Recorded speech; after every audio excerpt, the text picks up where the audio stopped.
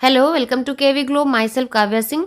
आज की क्लास में हम 26 नवंबर 2022 का करंट अफेयर डिस्कस करेंगे और आज की क्लास के जो इनसाइड टॉपिक है वो है राष्ट्रीय गोपाल रत्न पुरस्कार, पाकिस्तान का नया सेना प्रमुख, पहला जैव विविधता विरासत स्थल, चिनकुकी मिजो जातीय समुदाय, गुरु तेग बहादुर का शहादत दिवस, आतंकवाद का राज्य प्रायोजक, मूंगफली महोत्सव, कडलेकाई परिचय, यूनेस्को भारत अफ्रीका हैकथॉन का आयोजन, 2023 में पहले ओलंपिक ई स्पोर्ट्स वीक की मेजबानी, ऑडिट महानिदेशक की भूमिका सृजित करने वाला पहला राज्य। इन सारे टॉपिक से रिलेटेड जितने भी इंपॉर्टेंट क्वेश्चंस बनते हैं एग्जाम के लिए वो सारे हमने कवर किए हैं आज की क्लास में, इसलिए ध्यान से पूरी क्लास देखिएगा। और क्लास स्टार्ट करने से पहले आप लोगों से रिक्वेस्ट है कि क्लास को लाइक शेयर जरूर कर दिया करिए, आप लोग ज़्यादा से ज़्यादा शेयर करते जाइएगा।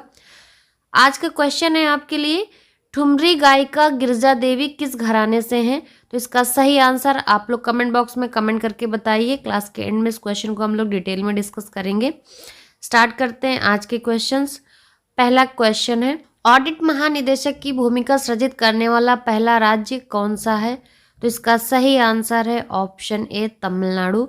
तमिलनाडु भारत में लेखा परीक्षा महानिदेशक यानी कि डायरेक्टर जनरल ऑफ ऑडिट की भूमिका सृजित करने वाला पहला राज्य है। इस भूमिका के लिए राज्य ने प्रतिनियुक्ति पर भारतीय लेखा परीक्षा और लेखा सेवा से एक अधिकारी नियुक्त किया है। इस अधिकारी की जिम्मेदारी राज्य में आंतरिक लेखा परीक्षा विभागों के कामकाज को मजबूत और सुव्यवस्थित करने की होगी। नेक्स्ट, चिनकुकी मिजो जातीय समुदाय किस देश से संबंधित है? सही आंसर है ऑप्शन डी बांग्लादेश। ये चिनकुकी मिजो जातीय जो समुदाय है ये बांग्लादेश से संबंधित है। बांग्लादेशी सुरक्षा बलों और कुकी चिन नेशनल आर्मी के बीच लड़ाई के बाद चिनकुकी जातीय समुदाय के जो आदिवासी हैं बांग्लादेश से भाग रहे हैं, तो मिजोरम सरकार ने 274 बांग्लादेशी आदिवासी नागरिकों को अस्थायी आश्रय, भोजन और राहत प्रदान करने की घोषणा की है।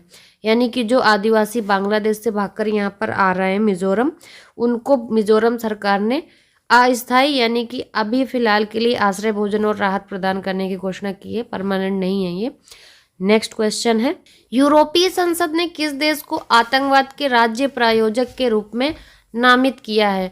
तो जो यूरोपीय संसद है इसने आतंकवाद के राज्य प्रायोजक के नाम में एक देश को नामित किया है, वो है रूस। इसका सही आंसर हो जाएगा ऑप्शन ए। इसने ये तर्क दिया है कि यूक्रेनी नागरिक लक्ष्यों जैसे कि ऊर्जा, बुनियादी ढांचे, अस्पताल, स्कूलों और आश्रयों पर रूस के सैन्य हमले ने अंतर्राष्ट्रीय कानून का उल्लंघन किया है। जो रूस और यूक्रेन का वार हुआ था उसमें जो इनमें हमला हुआ था अस्पतालों और स्कूलों में, वो अंतर्राष्ट्रीय कानून का उल्लंघन था, इसलिए उसने इसका नाम दिया है। नेक्स्ट क्वेश्चन है, यूनेस्को भारत अफ्रीका हैकथॉन का आयोजन उत्तर प्रदेश के किस विश्वविद्यालय में किया गया है? इसका सही आंसर है ऑप्शन सी गौतम बुद्ध विश्वविद्यालय। यूनेस्को भारत अफ्रीका हैकथॉन 2022 एक वार्षिक 36 घंटे का कार्यक्रम था जो उत्तर प्रदेश के गौतम बुद्ध विश्वविद्यालय में आयोजित किया गया था। हैकथॉन का आयोजन शिक्षा मंत्रालय द्वारा किया गया था और इसमें 22 अफ्रीकी देशों के छात्र भाग ले रहे हैं। कार्यक्रम का जो उद्घाटन है उत्तर प्रदेश के मुख्यमंत्री योगी आदित्यनाथ ने किया। नेक्स्ट क्वेश्चन है, हाल ही में मूंगफली महोत्सव कडलेकाई परिचय कहाँ शुरू हुआ है? ये जो मूंगफली महोत्सव है इसका नाम कडलेकाई परिचय है और ये कर्नाटक में शुरू हुआ है। इसका सही आंसर है ऑप्शन सी कर्नाटक। ये कडलेकाई परिचय का वार्षिक उत्सव है जिसे मूंगफली उत्सव के रूप में जाना जाता है।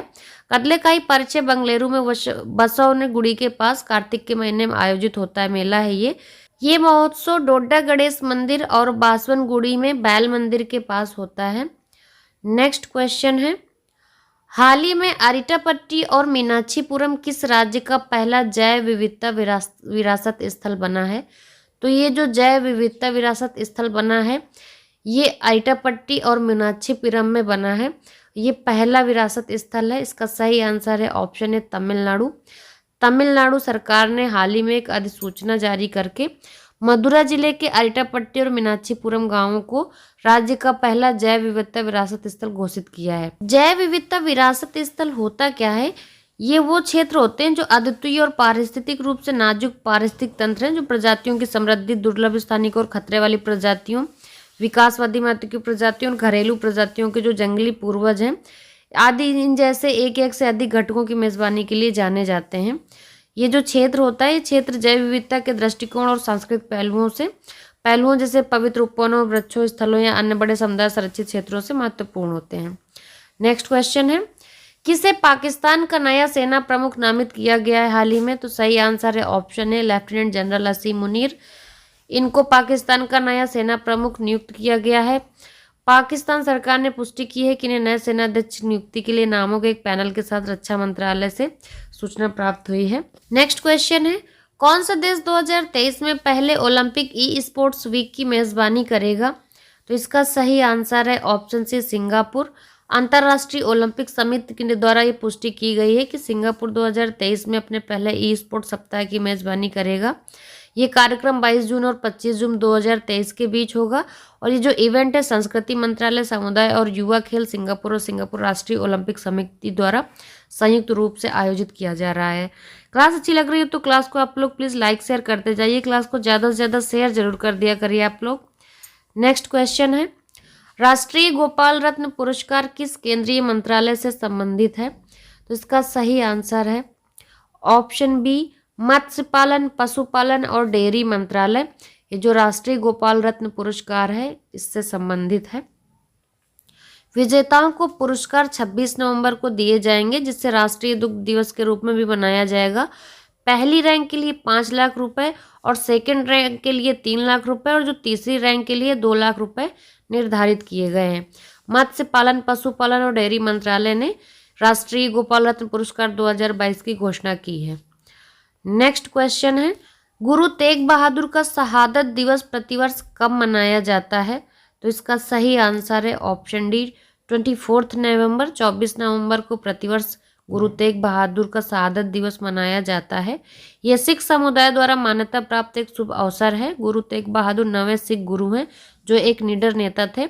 उन्होंने अपनी अंतिम सांस तक लोगों के अधिकारों के लिए लड़ाई लड़ी। गुरु तेग बहादुर मुगल बादशाह औरंगजेब के शासन में शहीद हुए थे।